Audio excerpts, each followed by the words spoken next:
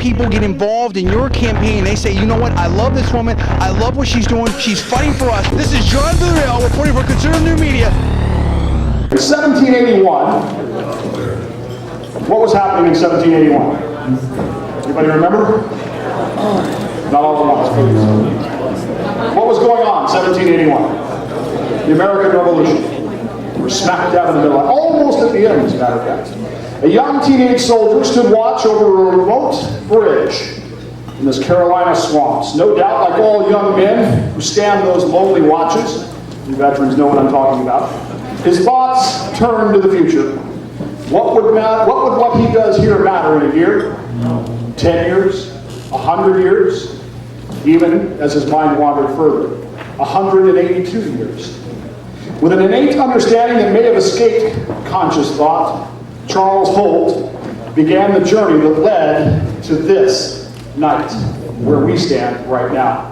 He looked into the future and he grasped the promise of the blessings of liberty for himself and his posterity.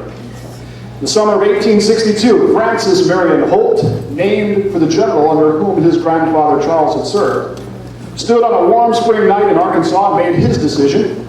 A poor, illiterate farmer, he, the southernmost of southern Arkansasians, if that's a word, reached the conclusion that the United States was meant to secure the blessings of liberty for all men, regardless of color. And he could not sit by and watch when so great a question had to be answered. And so he walked from Ashdown County, Arkansas, the southernmost part of Arkansas, to Missouri, where he enlisted as a cavalry trooper in the 1st Arkansas Cavalry, United States Army. Hundreds of miles away, John George Bowman received notice that he had been drafted into the Indiana militia to answer Abraham Lincoln's call for 300,000 more. 2 men went to war, they did their duty for their country and for their posterity. Both were wounded. Both returned home to everyday, unremarkable, and forgotten by history lives, having served their watches, no doubt wondering as well what the next century would hold. On a cold spring day, along the shores of the Puget Sound, David Ray Bowman stood atop USS Michigan, took a short break as they were loading missiles, 4 Trident C-4 missiles being loaded aboard the ship, soon to return to sea to take up its deterrent position as part of the triad forces keeping the United States safe from nuclear attack.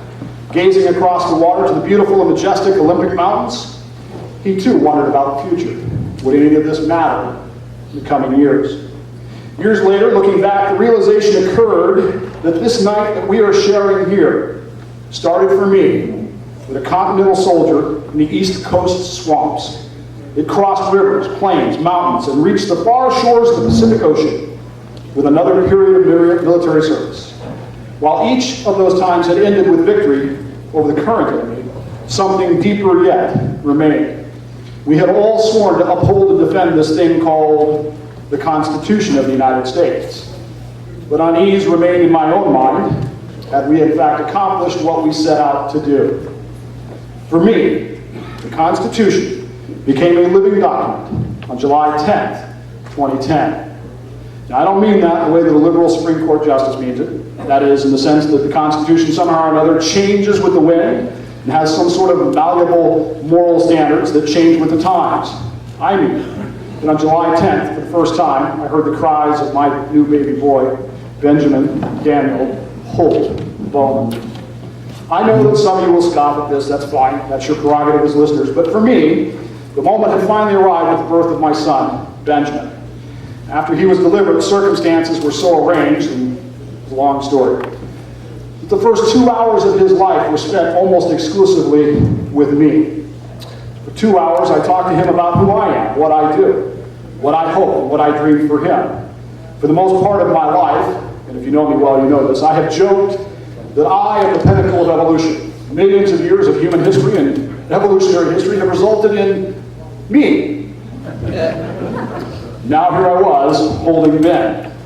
And I realized with a clarity that I had not seen before, that all the efforts of my and his forefathers and foremothers had been made for him. Difficulties, struggles, even wars have been fought so that this young man could have a better life and a better country, to become whatever he chooses to become. In that moment, I realized something more. It wasn't just for myself that I had served aboard USS Michigan. It wasn't just for himself that my grandfather had helped arm and fly B-17s, B-29s, B-52 bombers throughout the Second World War and the Cold War. It wasn't just for himself that Francis Marion Holt had marched through the summer heat to serve in the Union Army. In 1781, it wasn't just for himself that Charles Holt had stood watch over that river crossing, guarding against those who hated the idea of an America. It was, in fact, for Ben. Likewise, Franklin, Washington, Hamilton, Adams, and all the framers were not working to benefit solely themselves. They were looking forward in time and seeing all of the Benjamins to come. The Constitution has to be a living document because it has outlived all of the people who created it. And it still lives and serves those for whom they meant it. Like 1781, 1862, 1945, and 1986, we find ourselves tonight at a crossroads of history. A point in which a direction will be chosen, a course will be set, and another journey begun. For my own part, the realization of why there is a United States Constitution was found in the understanding that at long last, it was there for the future. That we do what we do. We serve, we teach, we listen, we learn, so that we can pass that on, that which we have been given, as if first most importance, that the U.S. Constitution was given to us as a gift in perpetuity, a gift that each and every generation must discover belongs not only to itself, but to its posterity, in order to fulfill its meaning and its purpose. We gather here tonight to celebrate this day, in 1787, when men who differed in opinion, social strata, history, speech, religion, and even temperament set aside the things which do not matter to take up the things that did matter, securing the blessings of liberty for themselves and their posterity. Tonight we will remind ourselves of this meaning. We will rededicate ourselves to the purposes of liberty, justice, and of freedom. And tonight we begin the journey of our time, a journey to carry forth the promise that this nation, under God, shall have a new birth of freedom, that the government of the people, by the people, for the people, shall not perish from the earth. For the next few minutes, we will listen